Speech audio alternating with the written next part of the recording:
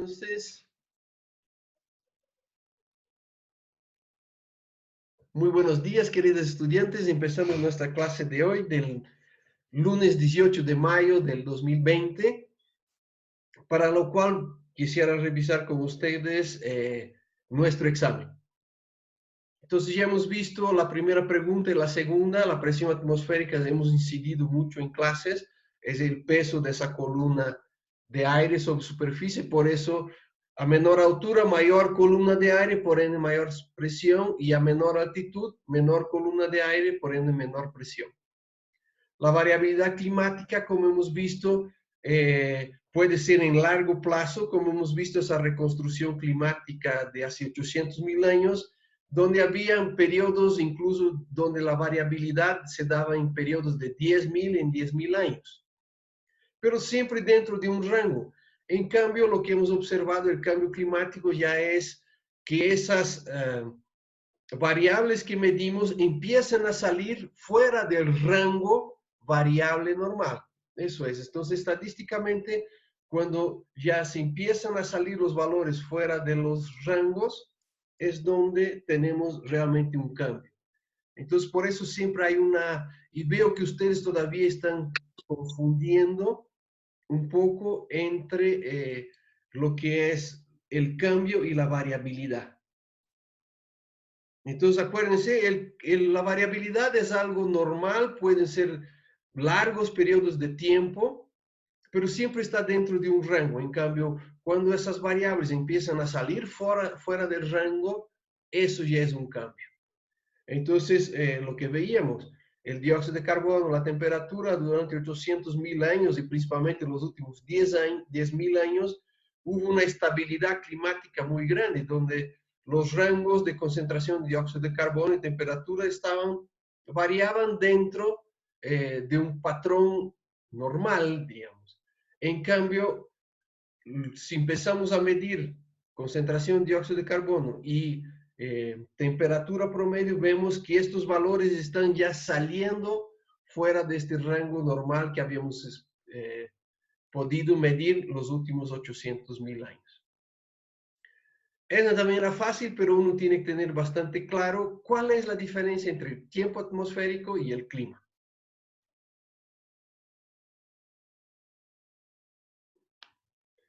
Anímense, no hay problema.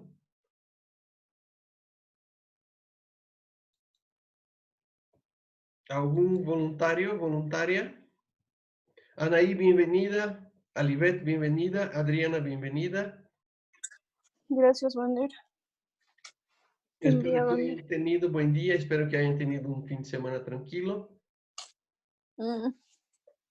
Y olé. Eso es o sea, muy tranquilo debe ser. Ahí está la Mariana que me estaba faltando justamente. Sí, ya estamos casi todas ahora. Solo nos falta la Valeria que está con problema de conexión. ¿Alguien se anima? Diferencia entre el tiempo y el clima.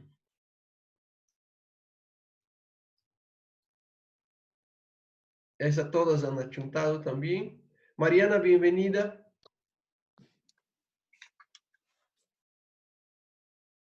Buen día, Wander. Buen día, querida. Estamos revisando el examen para que estemos todos igual. Por ahora he corregido la mitad y de la mitad que he corregido tiene de 80 para arriba. No sé que estamos muy bien, me deja muy feliz. Entonces, ¿alguien se anima? ¿Diferencia entre el tiempo atmosférico y el clima? A ver, yo puedo decir algo. Dígame. El tiempo básicamente es lo que determina o estudia las condiciones atmosféricas. O sea, la atmósfera en sí, cómo está en un momento determinado y en un lugar determinado. Ese es el tiempo. Y el clima es el estado promedio del tiempo. O sea, es, digamos, cómo se ha comportado la atmósfera en un determinado lugar y en un determinado momento. Ese es el clima.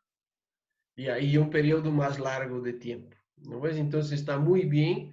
El tiempo es condiciones de la atmósfera y un determinado sitio y un espacio, un lapso corto de tiempo.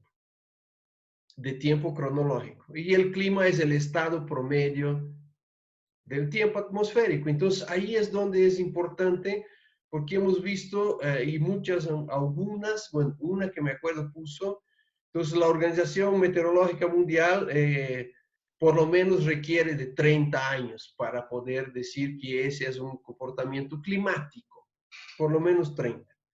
Pero hemos visto que hay fenómenos y hay variabilidad climática que son de periodos mucho más largos de tiempo. Entonces, eso es lo que uno tiene que tener presente, principalmente cuando son obras muy sensibles, como por ejemplo una represa o obras de contención de inundaciones o obras de contención de aluviones, como en nuestro caso aquí que hemos tenido en Tiquipaya. Entonces, uno tiene que ver que ese periodo de tiempo que uno está estableciendo para ver la variabilidad del clima tiene que ser mucho más largo, por lo menos 100 años. Hemos visto que hay, bueno, hemos visto en nuestras diapositivas cuando hemos visto esa reconstrucción de concentración de dióxido de carbono y temperatura, incluso la variabilidad era de 10.000 en 10.000 años, ¿no? Entonces, eso es lo que uno tiene que tener bastante presente porque, como ustedes ven, hay mucha confusión actualmente entre lo que es variación climática y lo que es cambio climático. Entonces, la variación es algo normal, pero el cambio ya es algo que ha sido provocado y en ese caso exclusivamente por la actividad antrópica. Entonces, eso es lo que uno tiene que tener claro cuando va a explicar, va a decir, no, pero esa es variación climática, sí. Puede ser que sea, pero lo que veo es que es un parámetro fuera de lo normal. Muy bien, la quinta, la mayoría estuvo muy bien. Había un poco de confusión, solo que he notado en la implicancia hacia Bolivia. Entonces, qué son los ríos, qué eran los ríos voladores y cuál era la implicancia para Bolivia? ¿Alguien se anima?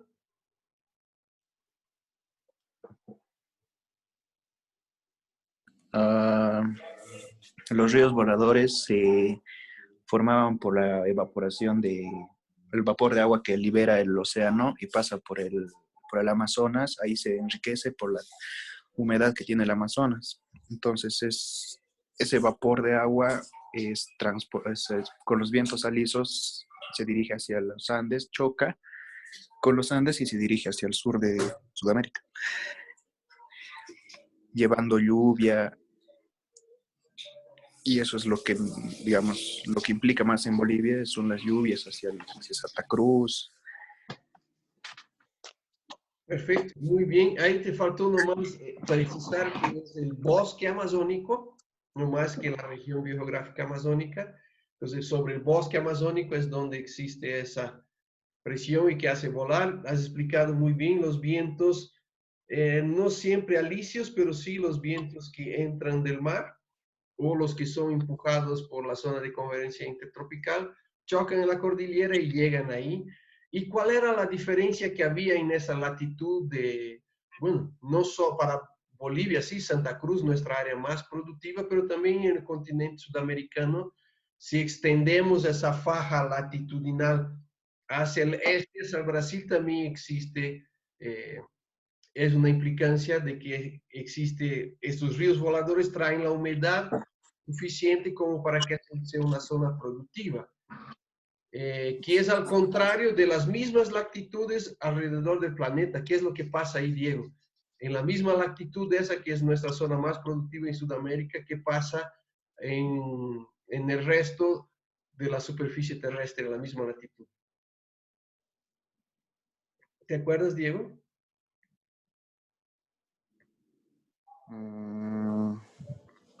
Claro, si no hubieran esos ríos voladores, ¿qué es lo que pasaría con esa zona de Santa Cruz? Ya. Sería más seco. Sí, sería básicamente un desierto, ¿no? Entonces, si vemos y hemos visto con usted, ¿se acuerdan cuando así hacíamos tanto en el hemisferio norte contra el hemisferio sur? Bueno, a nosotros nos interesa el hemisferio sur. A esa latitud, más o menos, están los grandes desiertos. Bueno, si vamos hacia el oeste, hacia el poniente, tenemos el gran desierto de Atacama. Si nos vamos hacia el oriente, cruzamos el Océano Atlántico y llegamos al desierto de Serengeti, eso es ahí del sur de África. Si seguimos hacia el este, tenemos Australia, que es un mega desierto. Entonces, esa es una gran diferencia y una gran implicancia para Bolivia de los ríos voladores. Entonces, ahí son dos fenómenos, tanto los ríos voladores, que chupan la humedad esa del océano, como bien nos ha dicho el Diego, y que va transportando hacia adentro del continente, y al chocar, y ese es el segundo fenómeno, la orografía al chocar con la cordillera, eso se desvía hacia el sureste. Y el resto del mundo, todo eso son grandes desiertos.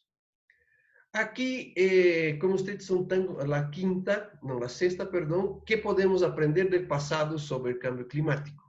Como todas son muy jovencitas, se han centrado básicamente en explicar los últimos 50 años o desde la década del 50.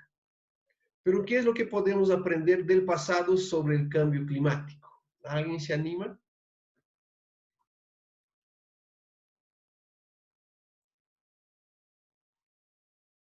Alibet, ahí estás. ¿Puedes decirme?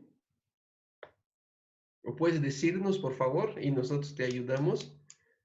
Con tus propias palabras, lo que has entendido. ¿Qué es lo que hemos podido aprender de ese tema que hemos visto de emergencia climática, que hemos visto todas esas gráficas del comportamiento, principalmente de variables como CO2 y temperatura, desde el pasado comparado con ahora?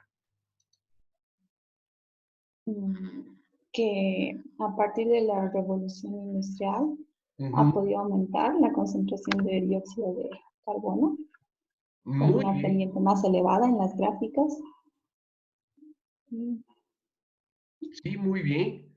Entonces, eso hemos visto clarito, pero eso es ahora. ¿Y qué hemos visto que pasaba en el pasado, antes de la revolución industrial? ¿Te acuerdas, Ali? ¿O alguien más que nos puede ayudar? Está muy bien lo que has dicho. A partir de la revolución industrial, ahí sí empieza el cambio climático, porque empiezan las variables esas a salir del rango normal. Y cada vez, como hemos visto, con una tendencia incluso exponencial, exceptuando ahora con esa pandemia que hemos logrado bajar, pero hemos logrado bajar por no nosotros, sino que hemos sido forzados a bajar. Entonces está muy bien lo que dijiste, Alibet, los últimos 70 años, o sea, desde la década de 50 que empezó la revolución industrial, hemos empezado a notar un cambio climático, que quiere decir que nuestras variables que medíamos, por ejemplo, concentración de dióxido de carbono y temperatura, empezaron a aumentar en valores fuera de lo normal. Pero ¿qué pasaba antes? Hemos visto hace 1500 años atrás, hace 10.000 años atrás, y hemos visto también hace 800.000 años atrás. ¿Qué es lo que podríamos aprender de este pasado sobre el cambio climático? De la última era está muy bien, de los últimos 70, 50 años. ¿Y más atrás?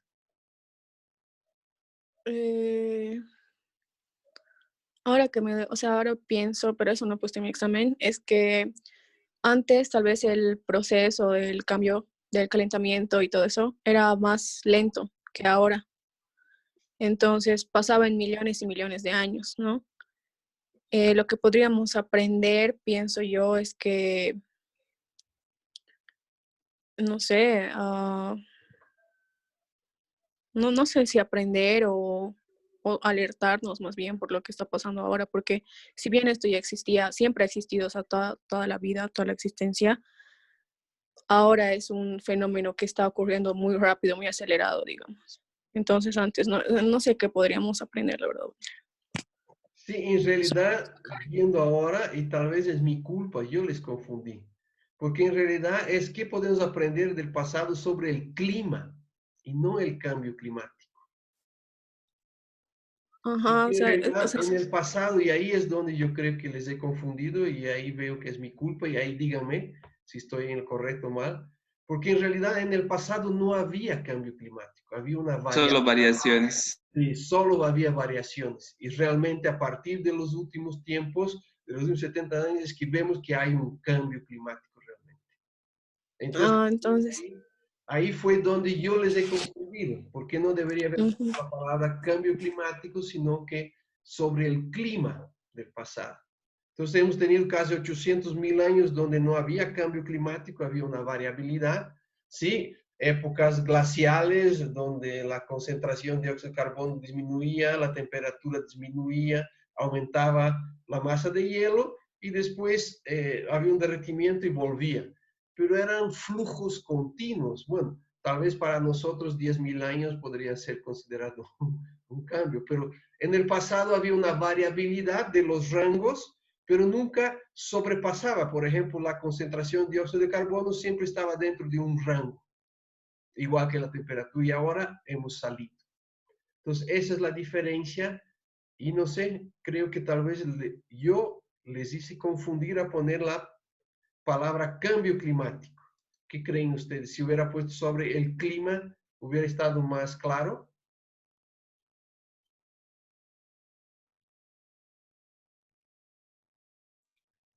¿O ese silencio quiere decir que están pensando? Sí, hubiera estado más claro, Vane, porque por ejemplo, cuando he visto de cambio climático, yo me he basado igual como Ali en las gráficas. Sí. O sea, dije el incremento, eso, los que nos mostraste varias gráficas. Sí. Entonces ahora, y para eso nos sirve el examen para todos, por eso somos un grupo de aprendizaje. Entonces hay que tener muy claro eso de variabilidad y cambio climático. Entonces, con eso podríamos saber que aquí, que aprendemos del pasado sobre el clima del planeta, es que en el pasado, si bien que habían variaciones, nunca pasaba el rango. En cambio, ahora vemos que realmente existe un cambio climático. Entonces, eso es lo que aprendemos. Ah, bien, muy bien. Bien saber. Entonces voy a cambiar sobre el clima. Ya para las próximas generaciones, ya no vamos a hacer ese error. Aquí también un poco, sí he visto que en el afán de complementar, a veces se han confundido, pero yo les he aceptado y solo he puesto la palabra. Entonces, ¿cuál es la actividad que más genera gases de efecto invernadero en Bolivia? Ahí sí habíamos una gráfica del 2014 muy clara. La deforestación. La deforestación. Muy bien. Entonces, por ejemplo, ahora que me acuerdo, en el caso de la Mariana, y perdón Mariana por usarte de ejemplo, la Mariana puso la ganadería. Entonces yo me puse a pensar y dije, sí, pero ahí he complementado en su respuesta, y no sé, de ahí me ayudas Mariana, si ese era tu raciocinio. Entonces, es la deforestación para habilitar tierras para la ganadería. Entonces, es la deforestación, gracias, sí, y es la deforestación para habilitar tierras agrícolas. Pero como nuestras tierras agrícolas ya, en función a la potencialidad natural, ya no existen, entonces lo que está viendo es un avance de la frontera de la deforestación principalmente para ganadería, no tanto para agricultura. Si bien que ahora estamos viendo en la coyuntura que estamos ahora de saneamiento de tierras, de incendios incontrolados, de organismos genéticamente modificados, todo eso viene en un paquete que se está imponiendo. Vean ustedes, o sea, ni siquiera depende de qué tipo de gobierno tenemos, izquierda o derecha, sino que son esos intereses que hemos visto de manera muy tangencial en nuestras clases. Por ejemplo, esos grandes productores de carne y de semillas y esas cosas como Cargill, Monsanto, y de ahí por detrás viene McDonald's, Burger King, Kentucky Fried Chicken, todo eso. Entonces, si ustedes ven, es todo un paquete que nos está, en primer lugar, ¿qué es lo que está pasando? Están metiendo las tierras al mercado. O sea, Acuérdense que antes teníamos muchas tierras comunitarias, en el altiplano y en los valles, los ayllus, las marcas, en tierras bajas las tierras comunitarias de origen, etc. Entonces teníamos muchos terrenos comunitarios. Por un lado, gran superficie de la tierra no podía ser mercantilizada. ¿Por qué? Porque eran tierras comunitarias. Por otra parte, las pequeñas propiedades agrícolas eran consideradas inembargable, inalienable, indivisible, etcétera, etcétera. Entonces no podía entrar al mercado tampoco. Pero ahora con todo ese saneamiento de tierras, si ya tengo el título de propiedad que me dan, como les decía, yo voy ahí a la Chiquitanía, por ejemplo, los suelos no sirven para agricultura, pero yo soy alguien de los valles y de la región andina que quiero hacer agricultura, no logro. 2, 3 años empiezo a tumbar monte, a meter fuego, además no sé muy bien el manejo del fuego. Resultado, 2 a 3 años me voy a Santa Cruz y vendo esa tierra. Entonces, primer objetivo logrado. La tierra entra al mercado. ¿Quién es el que compra? El que tiene plata. Y el que tiene plata generalmente ni siquiera son nuestros empresarios, sino que es gente de afuera, que viene y mete plata. Entonces ellos tienen condiciones financieras de meter el paquete tecnológico que nos quieren vender. Pesticidas, fertilizantes, agroquímicos, semillas, híbridas, todo el paquete. Entonces, ahí hay un movimiento mundial mucho más grande que está queriendo meter todas nuestras tierras y la deforestación es justamente el principal impacto que estamos viendo ahí. Y en el futuro van a venir los otros problemas ambientales asociados a la deforestación. Entonces, lo que quiero que quede claro aquí es que existe todo un movimiento de intereses financieros muy grandes y que nos está empujando a un abismo ambiental, si quieren. ¿Por qué? Porque al final de los casos, o sea, empieza como una actitud benévola, si quieren ustedes, distribuir la tierra, pero en realidad el fondo es que la tierra se venga al mercado y al mercado solo entran esas pocas personas que pueden acceder al capital y que pueden invertir grandes cantidades y que no les importa todos los daños ambientales que vienen después. Un gran ejemplo de eso es, por ejemplo, son los menonitas. Los menonitas tienen la tecnología, tienen la plata. Entonces, ¿qué han hecho? Se han metido primero al Chaco. Ahí han agotado sus tierras, después se han metido ahí a la zona del norte cruceño, que ya no hay donde más. Ahora se están metiendo hacia Puerto Suárez. Entonces, son como depredadores que van y agotan un lugar y van al otro. Y así sucesivamente van dejando atrás lo que habíamos hablado ya, todos esos pasivos ambientales. Entonces, sí, para Bolivia, incluso hemos visto que per cápita, ¿te acuerdas, Romario? Per cápita por cabeza llegamos a producir tanta gas de efecto invernadero como un norteamericano, por ejemplo. Siendo que ellos son el segundo país con mayor, claro, como son más de 200 millones, con mayor aporte a los gases de efecto invernadero. Nosotros ni aparecemos, somos poquitos, pero sí ese gran efecto que estamos haciendo de deforestación hace que nosotros per cápita, por cabeza, generemos una enorme cantidad.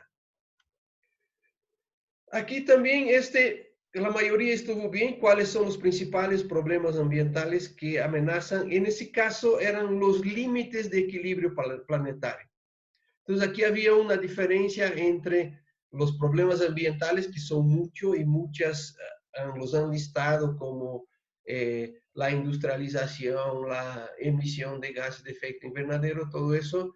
Pero ahí yo quería que vayamos más un poco hacia la gráfica que hemos visto de los límites que el planeta tiene y que puede ser,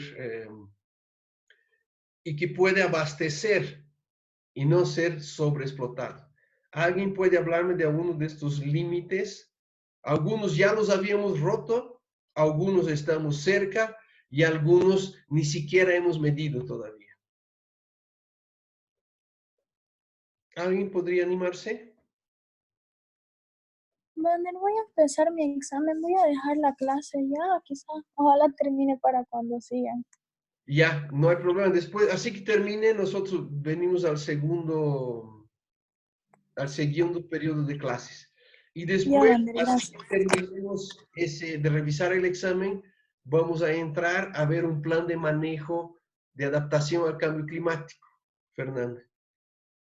Ya, Vander. Ya, Ahorita vuelvo. siga usted. Entonces, alguien, límites del equilibrio del planeta. ¿Se acuerdan? Había algunos que ya los habíamos superado y habían algunos que todavía nos estábamos. Creo que el ciclo del nitrógeno y del fósforo todavía no estaba, o sea, cuantificado. Estaban ya, el del nitrógeno ya lo habíamos superado y el del fósforo estábamos en camino a superarlo. Entonces creo la contaminación por el uso de aerosoles. Eso, exactamente. Ese es uno, por ejemplo, que habíamos logrado reducir. El cambio del uso de la tierra. El cambio de uso, cobertura y uso de la tierra era otro que también estábamos ahí. Había uno que habíamos, pero ya reventado, necesitaríamos no sé cuántos planetas para poder volver al límite, ¿se acuerdan? La acidificación de los océanos. Ese era uno, pero todavía no estaba en tanta magnitud como ese otro, el que tenía mayor magnitud de todos.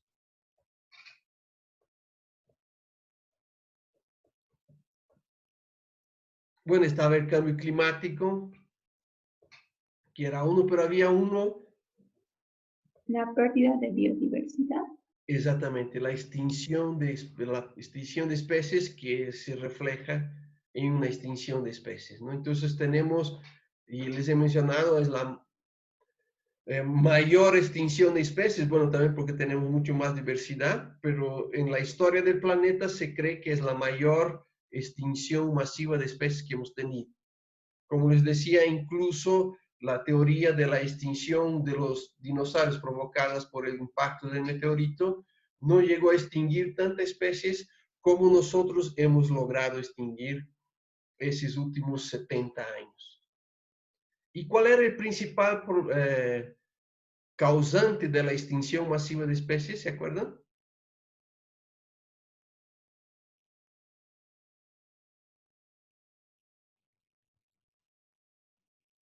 Bueno, por lo menos a nivel de la superficie, a nivel de los territorios emergidos, no a nivel de los océanos. ¿Dónde más perdemos especies? ¿Cuál es la causa? ¿Cuál es la actividad que más causa pérdida de especies? Que está